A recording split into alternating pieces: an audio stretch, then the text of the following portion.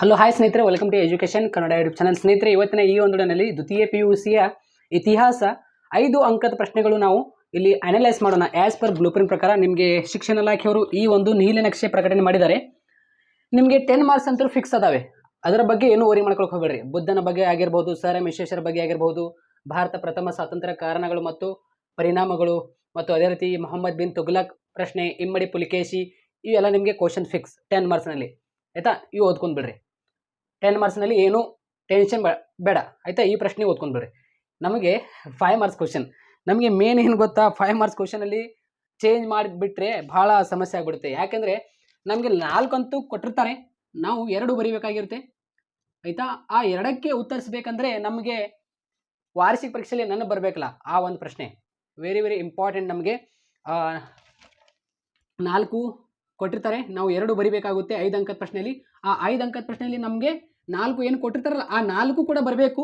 ಆಯಿತಾ? ಅದರೊಳಗೆ 1 ಆದರೂ ಮಿಸ್ ಆದರೆ ನಡೆಯುತ್ತೆ. ಆದರೆ ಮಿನಿಮಮ್ ನಮಗೆ 2 ಬತ್ತಂದರೆ ಸಾಕು. ಯಾಕೆಂದರೆ ನಾವು ಆರಾಮಾಗಿ ಆ ಒಂದು ಪ್ರಶ್ನೆಯಲ್ಲಿ 10 ಅಂಕವನ್ನು ಪಡೆದುಕೊಳ್ಳಬಹುದು.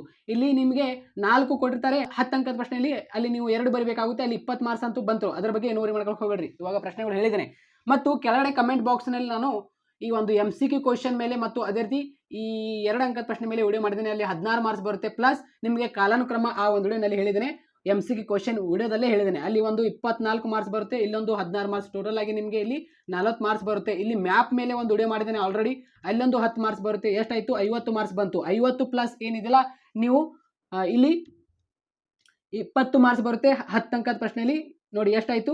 50, 60, 70 ಮಾರ್ಕ್ಸ್ ಬಂತು. 70 ಮಾರ್ಕ್ಸ್ ಬಂತಲ್ಲ, ಇನ್ನು 10 ಮಾರ್ಕ್ಸ್ ಏನಿದೆಯಲ್ಲ, ಯಾವುದಾದ್ರೂ 2 ನೀವು 5 ಅಂಕದ ಪ್ರಶ್ನೆಯಲ್ಲಿ ಬರೀಬೇಕಾಗುತ್ತೆ. ಅಲ್ಲಿ 2 ಬರೆದರೆ ನಿಮಗೆ ಇಲ್ಲಿ 10 ಮಾರ್ಕ್ಸ್ ಬರುತ್ತೆ. ಇಲ್ಲಿ 10 ಮಾರ್ಕ್ಸ್ ಆ್ಯಡ್ ಮಾಡಿದರೆ ಎಷ್ಟಾಗುತ್ತೆ? 80ಕ್ಕೆ 80 ಇಲ್ಲಿ ಆಗುತ್ತೆ. ಬಟ್ ಇವಾಗ ನಮಗೆ 10 ಮಾರ್ಕ್ಸ್ ಏನಿದೆಯಲ್ಲ, ಸ್ವಲ್ಪ ಡಿಫ್ರೆನ್ಸ್ ಆಗ್ತಾ ಇದೆ. ಇಲ್ಲಿ 10 ಮಾರ್ಕ್ಸ್ ಮ್ಯಾಪ್ನಲ್ಲಿ ಅಂತ ಬಂತು, MCQ ಕ್ವಶನಲ್ಲಿ ಅಂತ ಬಂತು, 2 ಅಂಕದ ಪ್ರಶ್ನೆಯಲ್ಲಿ ಅಂತ ಬಂತು, ಮತ್ತು 10 ಅಂಕದ ಪ್ರಶ್ನೆಯಲ್ಲಿ ಬಂತು. ಇವಾಗ ನಮಗೆ ಮಾರ್ಕ್ಸ್ಗಳು ಬಂತು. ನಮಗೆ ಆ್ಯಸ್ ಪರ್ ಈ ಒಂದು ಕರ್ನಾಟಕ ಶಾಲಾ ಪರೀಕ್ಷೆ ಮತ್ತು ಮೌಲ್ಯ ನಿರ್ಣಯ ಮಂಡಳಿಯವರು ಏನು ನಮಗೆ ನೀಲಿನಕ್ಷೆ ಏನು ರೆಡಿ ಮಾಡಿದ್ದಾರೆ ನೋಡಿ. ಇವಾಗ ನೋಡಿ, ಸಿಂಪಲ್, ಟೈಮ್ ವೇಸ್ಟ್ ಮಾಡೋದು ಬೇಡ. ಕೆಳಗಡೆ ಕಮೆಂಟ್ ಬಾಕ್ಸ್ನಲ್ಲಿ ಲಿಂಕ್ ಕೊಟ್ಟಿರ್ತೀನಲ್ಲ, ಎಲ್ಲ ವಿದ್ಯಾರ್ಥಿಗಳು ಪ್ಲೀಸ್ ಗೈಸ್ ಪಾಸ್ ಆಗಲೇಬೇಕು ನೀವು. ಇತಿಹಾಸದಲ್ಲಿ ನೋಡಿ, ಕಾಲಾನುಕ್ರಮ ಆಗಿರ್ಬೋದು ಮತ್ತು MCQ ಕ್ವಶನ್, ಖಾಲಿ ಬಿಟ್ಟ ಸ್ಥಳ, ಹೊಂದಿಸಿ ಬರೆಯಿರಿ, 10 ಮಾಡಲ್ ಕ್ವಶನ್ ಪೇಪರ್ ಓದ್ಕೊಳ್ರಿ. ಕೆಳಗಡೆ ನಾನು ಒಂದು 30 ನಿಮಿಷ ಏನು ಒಂದು 40 ನಿಮಿಷದಲ್ಲಿ ಒಂದು ಮೇನ್ ಇಂಪಾರ್ಟೆಂಟ್ ನಾನು ಕಾಲಾನುಕ್ರಮ ಮತ್ತು MCQ ಕ್ವಶನ್, ಹೊಂದಿಸಿ ಬರೆಯಿರಿ. ಆಯ್ತಾ? Match the following question, MCQ question, one word question, main ಏನು one word question English medium ಹಾಗೂ ಕನ್ನಡ ಮೀಡಿಯಂ ಬೋತ್ ಮೀಡಿಯಂ ವಿದ್ಯಾರ್ಥಿಗಳಿಗೆ ಕೆಳಗಡೆ ಕಮೆಂಟ್ ಬಾಕ್ಸ್ನಲ್ಲಿ ಲಿಂಕ್ ಇರುತ್ತೆ. ಆ 2 ವಿಡಿಯೋ ನೋಡ್ಕೊಳ್ಳಿ. ಆಯಿತಾ? ಏನೂ ವರಿ ಮಾಡ್ಕೊಂಡು ಹೋಗಬೇಡ್ರಿ. ನಿಮ್ಮ ಕಡೆ ನೋಟ್ಸ್ ಇದ್ದರೆ ಆಯಿತಾ, 5 ಮಾರ್ಕ್ಸ್ ಕ್ವಶನ್ಗೆ ಮತ್ತು 10 ಮಾರ್ಕ್ಸ್ ಕ್ವಶನ್ಗೆ ಆನ್ಸರ್ ಮಾಡ್ಕೊಳ್ಳಿ.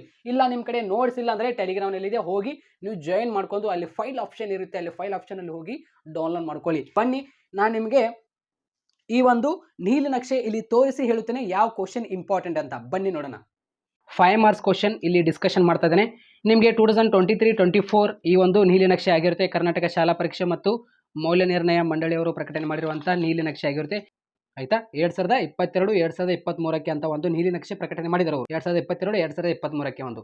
ಆಯಿತಾ? ಆ ಒಂದು ಮಾಡಲ್ ಕ್ವಶನ್ ಪೇಪರ್ ಮತ್ತು ಇಲ್ಲಿ ಇವಾಗ ಏನು ಪ್ರಕಟಣೆ ಮಾಡಿದಾರಲ್ಲ, ಈ ಒಂದು ಮಾಡಲ್ ಕ್ವಶನ್ ಪೇಪರ್ ಬಹಳ ಡಿಫ್ರೆಂಟಾಗಿ ಅವರು ಅನಲೈಸ್ ಮಾಡಿದ್ದಾರೆ. ಅವರು ಅಂದರೆ 5 ಮಾರ್ಕ್ಸ್ ಕ್ವಶನಲ್ಲಿ ಡಿಫ್ರೆಂಟ್ ಕೇಳಿದ್ದಾರೆ. ಇಲ್ಲಿ ನಾನು ನಿಮಗೆ ಯಾವ ಕ್ವಶನ್ಸ್ಗಳು ಓದ್ಕೋಬೇಕಂತ ಅಬ್ಸರ್ವ್ ಮಾಡಿಸ್ತೇನೆ. ಸೊ ಎಲ್ಲ ವಿದ್ಯಾರ್ಥಿಗಳು ಈ ಪ್ರಶ್ನೆ ನೋಡ್ಕೊಂಡು ಹೋಗಿ. ಯಾಕಂದರೆ ನಮಗೆ 5 ಮಾರ್ಕ್ಸ್ ಕ್ವಶನಲ್ಲಿ ಬಹಳ ನಮಗೆ ತೊಂದರೆ ಆಗುತ್ತೆ. 10 ಅಂಕದ ಪ್ರಶ್ನೆಗಳು ಫಿಕ್ಸ್ ಕ್ವಶನ್ ಆಗಿರುತ್ತೆ, ನಿಮ್ಗೆ ಎಲ್ಲರೂ ಗೊತ್ತಿದೆ. ಇವೆಲ್ಲ 10 ಅಂಕದ ಪ್ರಶ್ನೆ ನಿಮಗೆ ವಾರ್ಷಿಕ ಪರೀಕ್ಷೆಯಲ್ಲಿ ಬಂದೇ ಬರುತ್ತೆ. ಇದರ ಬಗ್ಗೆ ಏನು ವರಿ ಮಾಡ್ಕೊಳಕ್ಕೆ ಹೋಗಬೇಡ್ರಿ. ಯಾವುದು ಇದು ಬುದ್ಧನ ಜೀವನ ಮತ್ತು ಬೋಧನೆಗಳನ್ನು ಚಿತ್ರಿಸಿ ಆಗಿರ್ಬೋದು, ಮೊಹಮ್ಮದ್ ಬಿನ್ ತುಘಲಕ್ ಬಗ್ಗೆ, ವಿಜಯನಗರದ ಈ ಒಂದು ಪ್ರಶ್ನೆ ಓದ್ಕೊಳ್ರಿ. ಆಯಿತಾ? ಸರ್ ಎಂ ವಿಶ್ವೇಶ್ವರ ಬಗ್ಗೆ. ಇದು ನಿಮಗೆ ಇಲ್ಲಿ ವಿಕಲಚೇತನ ವಿದ್ಯಾರ್ಥಿಗಳು ಕೊಟ್ಟರೆ ನಿಮಗೆ ಭಾಳ ಲಾಸ್ ಆಗುತ್ತೆ. ಬಟ್ ಏನಿದಿಲ್ಲ, ಈ ಪ್ರಶ್ನೆಗಳಿಗೆ ಸಿಂಪಲ್ ನೀವು ಆನ್ಸರ್ ನೋಡ್ಕೊಳ್ಳೇಬೇಕಾಗುತ್ತೆ. ಯಾಕೆಂದರೆ ಓದಲೇಬೇಕು ನೀವು. ಇತಿಹಾಸದಲ್ಲಿ ಯಾವುದು ಇಮ್ಮಡಿ ಪುಲಿಕೇಶಿ ಇದು ಪ್ರಶ್ನೆ ಓದಬೇಕು ನೀವು. ನಿಮಗೆ ನಾರ್ಮಲ್ ವಿದ್ಯಾರ್ಥಿಗಳು ಕೂಡ ಕೇಳಬಹುದು ಈ ಒಂದು ಪ್ರಶ್ನೆ. ಆಯಿತಾ? ಸೊ ಇಲ್ಲಿ ಈ ಒಂದು ಪ್ರಶ್ನೆನೇ ಓದ್ಕೊಳ್ರಿ. ಭಾರತ ಪ್ರಥಮ ಸ್ವಾತಂತ್ರ್ಯ ಸಂಗ್ರಾಮಕ್ಕೆ ಕಾರಣಗಳು ಮತ್ತು ಪರಿಣಾಮಗಳು. ಇಲ್ಲಿ ಇಂಗ್ಲೀಷ್ ಮೀಡಿಯಂ ವಿದ್ಯಾರ್ಥಿಗಳು ಕೂಡ ಇದೆ ಇಲ್ಲಿ. ಆಯಿತಾ?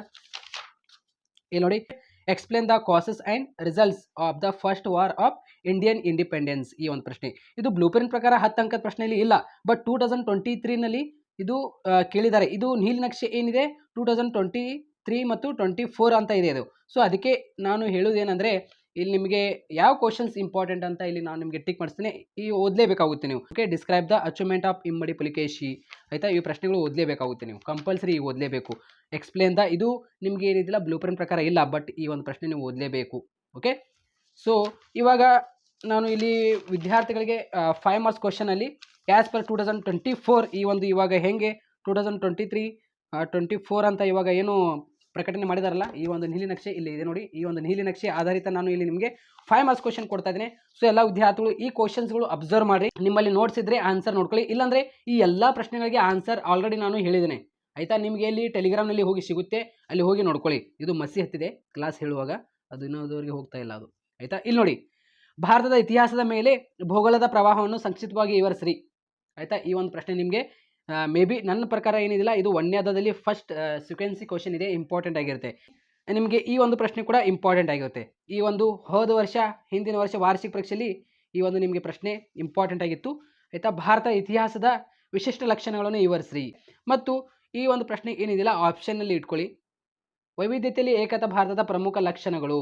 Okay, explain the diversity, unity, salient features, ಈ ಒಂದು ಪ್ರಶ್ನೆ ಆಗಿರ್ಬೋದು. ಮತ್ತು ಇಲ್ಲಿ ನಿಮಗೆ ಯಾವುದೋ ಒಂದು ಪ್ರಶ್ನೆ ಕೇಳಿದ್ದಾರೆ ಇಲ್ಲಿ ಮಾಡಲ್ ಕ್ವಶನ್ ಪೇಪರ್ನಲ್ಲಿ, ಈ ಒಂದು ಮಾಡಲ್ ಕ್ವಶನ್ ಪೇಪರ್ನಲ್ಲಿ ಈ ಒಂದು ಪ್ರಶ್ನೆ ಕೇಳಿದ್ದಾರೆ ಅಂದರೆ ಇವಾಗ ನಿಮಗೆ ಡೈರೆಕ್ಟಾಗಿ ಈ ಒಂದು ಪ್ರಶ್ನೆ ಕೇಳಲ್ಲ ಅವನು. ಈ ಒಂದು ವಾರ್ಷಿಕ ಪರೀಕ್ಷೆಗೆ 2024 ಇವಾಗ 7th ಎಕ್ಸಾಮ್ ಇದೆಯಲ್ಲ, ಅವಾಗ ಮೇ ಬಿ ಅವನು ಏನು ಮಾಡ್ತಿರ್ಬೋದು, ಇಲ್ಲಿದೆ ನೋಡಿ, ಅವಾಗ ಅವನು ಈ ಒಂದು ಪ್ರಶ್ನೆ ಕೇಳ್ತಿರ್ಬೋದು. ಯಾವುದು ಇಲ್ಲಿದೆ ನೋಡಿ, ಆಯಿತಾ.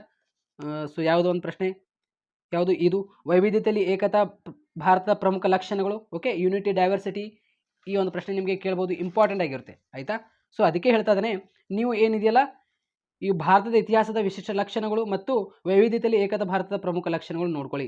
ನಿಮಗೆ ಇದು 2024 ಮಾಡಲ್ ಕ್ವಶನ್ ಪೇಪರ್ನಲ್ಲಿ ಓಕೆ ಇಲ್ಲಿ ಕೇಳಿದ್ದಾನೆ. 2024 ಮಾಡಲ್ ಕ್ವಶನ್ ಪೇಪರ್ನಲ್ಲಿ ಕೇಳಿದ್ದಾನೆ. ಭಾರತದ ಇತಿಹಾಸದ ರಚನೆಗೆ ಪ್ರಾರ್ಥನಾ ಆಧಾರಗಳ ಮಹತ್ವವನ್ನು ವಿವರಿಸಿ. ಇಲ್ಲಿ ಕೇಳಿದಾನಂದರೆ ಇಲ್ಲಿ ಕೇಳಂಗಿಲ್ಲ, ಅದು ಕೇಳಂಗಿಲ್ಲ. ಈ ರೀತಿಯಲ್ಲಿ ನೀವು ಇದೆಲ್ಲ ಸ್ಟಡಿ ಮಾಡಬೇಕಾಗುತ್ತೆ. ಈ ಒಂದು ಪ್ರಶ್ನೆ ಮತ್ತು ಇದು ಒಂದು ಪ್ರಶ್ನೆ ಮೇ ಬಿ ನನ್ನ ಪ್ರಕಾರ ಈ ಒಂದು ಪ್ರಶ್ನೆ ನೀವು ಓದಲೇಬೇಕಾಗುತ್ತೆ. ಭಾರತದ ಇತಿಹಾಸದ ಮೇಲೆ ಭೂಗೋಳದ ಪ್ರವಾಹವನ್ನು ಸಂಕ್ಷಿಪ್ತವಾಗಿ ವಿವರಿಸಿ ಮತ್ತು ವೈವಿಧ್ಯತೆಯಲ್ಲಿ ಏಕತಾ ಭಾರತದ ಪ್ರಮುಖ ಲಕ್ಷಣ ಮತ್ತು ಇತಿಹಾಸದ ವಿಶಿಷ್ಟ ಲಕ್ಷಣಗಳು.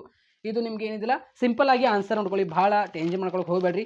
ಮತ್ತು ಇನ್ನೊಂದೇನು, ಇಲ್ಲಿ ಚೋಳರ ಗ್ರಾಮಾಡಳಿತವನ್ನು ವಿವರಿಸ್ರಿ ಅಂತ ನಿಮಗೆ ಪ್ರಶ್ನೆ ಇದೆ. ಓಕೆ, ಇದರೊಳಗೆ ಇನ್ನೊಂದು ಪ್ರಶ್ನೆ ಇದೆ ನಿಮಗೆ 2023ನಲ್ಲಿ ಆ್ಯನ್ಯುವಲ್ ಎಕ್ಸಾಮ್ನಲ್ಲಿ ಕೇಳಿದ್ದಾನೆ. ಯಾವುದು? ಓಕೆ, ಫಸ್ಟ್ ರಾಜೇಂದ್ರ ಚೋಳ ಅಂದರೆ 1ನೇಯ ರಾಜೇಂದ್ರ ಚೋಳನ ಏನು ಕೇಳಿದ್ದಾನೆ? 1ನೇಯ ರಾಜೇಂದ್ರ ಚೋಳನ ಸಾಧನೆಗಳು ಕೇಳಿದ್ದಾನೆ ಸ್ನೇಹಿತರೆ.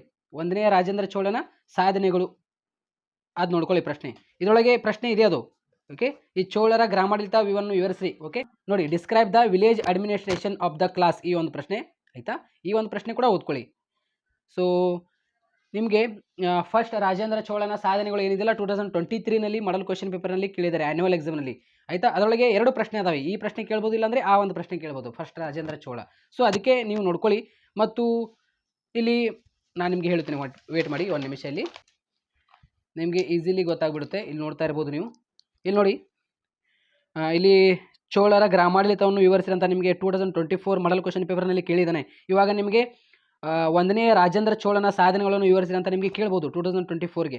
ಸೊ ಅದಕ್ಕೆ ಏನಿದಿಲ್ಲ, ಈ 1ನೇ ರಾಜೇಂದ್ರ ಚೋಳನ ಸಾಧನೆ ಬಗ್ಗೆ ಹಿಂಗೆ ಓದ್ಕೊಳ್ಳಿ. ಈ ಚೋಳರ ಗ್ರಾಮಾಡಳಿತ ಇಂಪಾರ್ಟೆಂಟ್ ಅನಿಸುತ್ತೆ. ಇವಾಗ 2024 ಈ ಮಾಡಲ್ ಕ್ವಶನ್ ಪೇಪರ್ನಲ್ಲಿ ಕೇಳಿದಾನಲ್ಲ, ಕೇಳಿದರೆ ಈ ಬಾರಿ ಈ ಒಂದು ವಾರ್ಷಿಕ ಪರೀಕ್ಷೆಯಲ್ಲಿ ಡೈರೆಕ್ಟಾಗಿ ಕೊಟ್ಬಿಟ್ರೆ ಏನಾಗುತ್ತೆ, ಇದೇ ಒಂದು ಕ್ವಶನ್ ಪೇಪರ್ ಕೊಟ್ಟಂಗೆ ಆಗಿಬಿಡುತ್ತೆ ಅವನಿಗೆ. ಸೊ ಅವನು ಥಿಂಕರ್ ಮಾಡಿ ಏನಿದಿಲ್ಲ 1ನೇ ರಾಜೇಂದ್ರ ಚೋಳನ ಮಿಡಲ್ ಕ್ವಶನ್ ಕೇಳ್ಬೋದು. ಈ 1ನೇ ರಾಜೇಂದ್ರ ಚೋಳನ ಸಾಧನೆಗಳನ್ನು ವಿವರಿಸ್ರಿ. Okay, first Rajendra Cholas achievement ನಿಮಗೆ ಪ್ರಶ್ನೆ ಕೇಳ್ಬೋದು. ಮತ್ತು ಅದೇ ರೀತಿ ಇಲ್ಲಿ ನಿಮಗೆ ಇಲ್ಲಿ ನೋಡ್ತಾ ಇರ್ಬೋದು 1ನೇ ಅಧ್ಯಾಯದಲ್ಲಿ ನಿಮಗೆ ಒಂದು 5 ಮಾರ್ಕ್ಸ್. ಅದೇ ರೀತಿ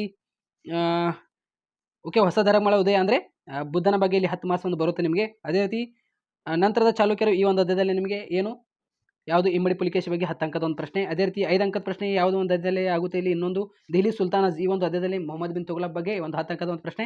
ಅದೇ ರೀತಿ ಇಲ್ಲಿ ನೋಡಿ ಸೋಷಿಯಲ್ ರಿಲೀಜಸ್ ಅಂದರೆ ಈ ಒಂದು ಬಸವೇಶ್ವರ ಪ್ರಶ್ನೆ ಆಗಿರ್ಬೋದು, ಶಂಕರಾಚಾರ್ಯ ಆಗಿರ್ಬೋದು ಮತ್ತು ಮಧ್ವಾಚಾರ್ಯ ಆಗಿರ್ಬೋದು.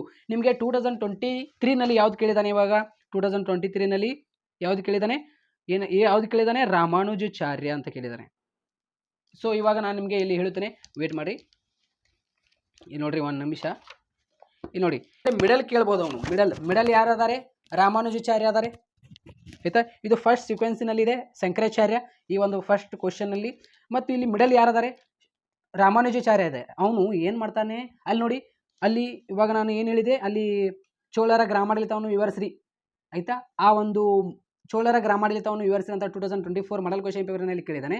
ಅಲ್ಲಿ ಆ್ಯನ್ಯುವಲ್ ಎಕ್ಸಾಮ್ನಲ್ಲಿ 2023ನಲ್ಲಿ ಈ ಒಂದು ಮಿಡಲ್ ಕ್ವಶನ್ ಕೇಳಿದ್ದಾನೆ. ಅಲ್ಲಿ ರಾಮಾನುಜಾಚಾರ್ಯ ಪ್ರಶ್ನೆ ಕೇಳಿದ್ದಾನೆ, ಮಿಡಲ್ ಕ್ವಶನ್ ಕೇಳಿದ್ದಾನೆ. ಅದೇ ರೀತಿ 2024 ಮಾಡಲ್ ಕ್ವಶನ್ ಪೇಪರ್ನಲ್ಲಿ ಏನು ಕೇಳಿದ್ದಾನೆ, ಅಲ್ಲಿ ಬಸವೇಶ್ವರ ಬಗ್ಗೆ ಕೇಳಿದ್ದಾನೆ. ಓಕೆ, ಲಾಸ್ಟ್ ಒಂದು ಕ್ವಶನ್ ಕೇಳಿದ್ದಾನೆ ಆಯಿತಾ. ಮತ್ತು ಆ್ಯನ್ಯುವಲ್ ಎಕ್ಸಾಮ್ನಲ್ಲಿ 2023ನಲ್ಲಿ ಏನು ಮಾಡಿದ್ದಾನೆ ಅಂದರೆ, ಅಲ್ಲಿ ಕೂಡ ಬಸವೇಶ್ವರನೇ ಪ್ರಶ್ನೆ ಕೊಟ್ಟಿದ್ದಾನೆ. 2023ನಲ್ಲಿ ಒಂದು ಮಾಡಲ್ ಕ್ವಶನ್ ಪೇಪರ್ ಪ್ರಕಟಣೆ ಮಾಡಿದರು ಅವರು, ಅದರೊಳಗೆ ಬಸವೇಶ್ವರ ಕೊಟ್ಟಿದ್ದಾನೆ ಆಯಿತಾ. ಬಟ್ ನಿಮಗೆ ಏನು ಯಾವ್ದು ಕೇಳಿದ್ದಾನೆ, ರಾಮಾನುಜಾಚಾರ್ಯ ಕೇಳಿದ್ದಾನೆ. ಹೇಗೆ ಇವಾಗ ಚೋಳ ಚಾಪ್ಟರ್ ಮೇಲೆ ಫಸ್ಟ್ ರಾಜೇಂದ್ರ ಚೋಳನ ಹೇಗೆ ಪ್ರಶ್ನೆ ಕೇಳಿದಾನಲ್ಲ ಆ ರೀತಿಯಲ್ಲಿ ಆಯಿತಾ. ಈ ರೀತಿ ಮಿಡಲ್ ಕ್ವಶನ್ ಕೇಳ್ತಾನೆ ಅವನು. ಮಧ್ವಾಚಾರ್ಯ ಆಪ್ಷನ್ ಇಟ್ಕೊಳ್ಳಿ, ಬ್ಯಾಕಪ್ ಕ್ವಶನ್ ಇಟ್ಕೊಳ್ಳಿ ಇದು ಆಯಿತಾ. ಮತ್ತು ಬಸವೇಶ್ವರ ಇದು ಮಾಡಲ್ ಕ್ವಶನ್ ಪೇಪರನ್ನೇ ಕೇಳಿದಾರೆ ಅಂದರೆ 2024 ಮಾಡಲ್ ಕ್ವಶನ್ ಪೇಪರಲ್ಲಿ ಡೈರೆಕ್ಟಾಗಿ ಕೇಳಬಹುದಾ, ನಿಮ್ಗೆ ಹೆಂಗೆ ಅನಿಸುತ್ತೆ ಸ್ನೇಹಿತರೆ ಆಯಿತಾ. ಸೊ ಈ ಒಂದು ಪ್ರಶ್ನೆ ಏನಿದೆಯಲ್ಲ ಸಿಂಪಲ್ ಆಗಿ ನೀವು ಆನ್ಸರ್ ನೋಡ್ಕೊಳ್ಳಿ. ಸೊ ಇವಾಗ ಅದೇ ರೀತಿ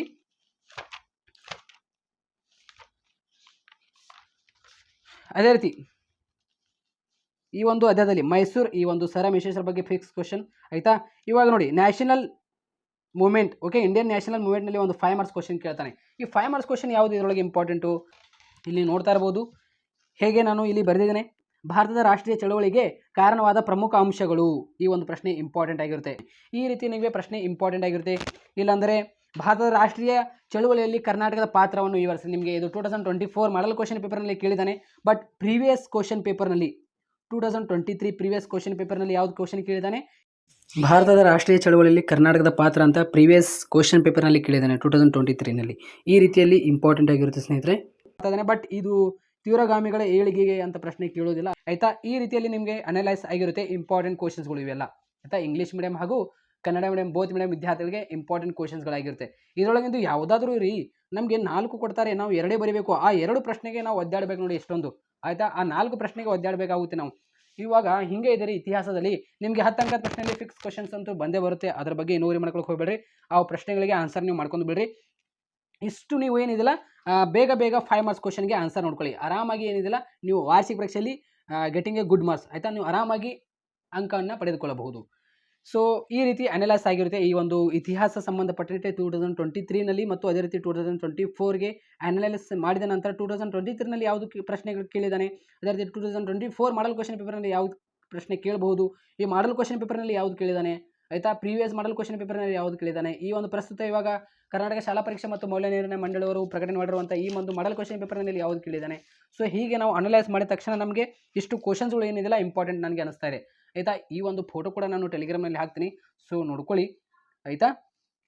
ಇಲ್ಲಿ ಇಂಪಾರ್ಟೆಂಟ್ ಕ್ವಶನ್ಸ್ಗಳಾಗಿರುತ್ತೆ ನಿಮಗೆ, ಸೊ ನೋಡ್ಕೊಳ್ಳಿ. 2023 ಮತ್ತು 24ಗೆ ಅಂತ ಅಕಾಡೆಮಿಕ್ ಇರುತ್ತಲ್ಲ, ಇದು 2024ಗೆ ಏನಿದಿಲ್ಲ ಇವಾಗ ಈ ಒಂದು ಕ್ವಶನ್ಸ್ಗಳು ಇಂಪಾರ್ಟೆಂಟ್ ನನಗೆ ಅನಿಸ್ತಾ ಇದೆ ಆಯಿತಾ. ಸೊ ಅಭ್ಯಾಸ ಮಾಡಿ ನೋಡೋಣ. ಮತ್ತು ಯಾವ ಅಧ್ಯಾಯ ಮೇಲೆ ಎಷ್ಟು ಮಾರ್ಕ್ಸ್ ನಿಮಗೆ ಕೇಳಲಾಗೋದು ಅಂತ ಇಲ್ಲಿ ನಾನು ನಿಮ್ಗೆ ಹೇಳಿದ್ದೇನೆ. 10 ಮಾರ್ಕ್ಸ್ ಯಾವ ಅಧ್ಯಾಯ ಮೇಲೆ, 5 ಮಾರ್ಕ್ಸ್ ಯಾವ ಅಧ್ಯಾಯ ಮೇಲೆ. ಸೊ ಅಭ್ಯಾಸ ಮಾಡಿ, ಟೈಮ್ ಇದೆ, ಏನೂ ವರಿ ಮಾಡ್ಕೊಳಕ್ಕೆ ಹೋಗ್ಬೇಡ್ರಿ. ಸದ್ಯಕ್ಕೆ ಏನಿದಿಲ್ಲ ಅಭ್ಯಾಸ ಮಾಡಿ. ಈ ಕ್ವಶನ್ಸ್ ಅಂತೂ ಅನಲೈಸ್ ಮಾಡಿದ ತಕ್ಷಣ ಇಂಪಾರ್ಟೆಂಟ್ ಕ್ವಶನ್ಸ್ಗಳು ನಮಗೆ ಸಿಕ್ಕಿರುವಂತಹ ಪ್ರಶ್ನೆಗಳಾಗಿರುತ್ತವೆ ಎಲ್ಲ ಆಯಿತಾ. ಇಂಗ್ಲೀಷ್ ಮೀಡಿಯಂ ಹಾಗೂ ಕನ್ನಡ ಮೀಡಿಯಂ ಬೋತ್ ಮೀಡಿಯಂ ವಿದ್ಯಾರ್ಥಿಗಳಿಗೆ ಸೊ ನೋಡ್ಕೊಳ್ಳಿ ಆಯಿತಾ. ನೋಡ್ಕೊಳ್ಳಿ, ಅಭ್ಯಾಸ ಮಾಡಿ. ಇದ್ರ ಬಗ್ಗೆ ನಾನು ನಿಮಗೆ ಹೆಚ್ಚಿಗೆ ಹೇಳಿದರೆ ನಿಮಗೂ ಕೂಡ ಭಾಳ ಟೆನ್ಷನ್ ಆಗುತ್ತೆ. ಮೊದಲೇ ಇತಿಹಾಸದಲ್ಲಿ ಹೆಸರುಗಳು ಇಶ್ವಿಗಳು ಭಾಳ ಬರುತ್ತೆ. ನನಗೂ ಕೂಡ ಇತಿಹಾಸ ಸಬ್ಜೆಕ್ಟ್ ಅಂದರೆ ಕಷ್ಟ ಒಪ್ಕೋತೀನಿ, ಯಾಕಂದರೆ ಇತಿಹಾಸ ಅಷ್ಟು ಟಫ್ ಇದೆ ನನಗೆ. ಸೊ ವಿದ್ಯಾರ್ಥಿಗಳು ಈ ರೀತಿ ಅಭ್ಯಾಸ ಮಾಡಿರಿ. ನೋಡೋಣ ಮುಂದಿನ ನಾನು ಯಾವ ಸಬ್ಜೆಕ್ಟ್ ಇದೆ ಅದು ಕ್ಲಾಸ್ ಮಾಡ್ತೀನಿ. Don't worry. Okay, bye.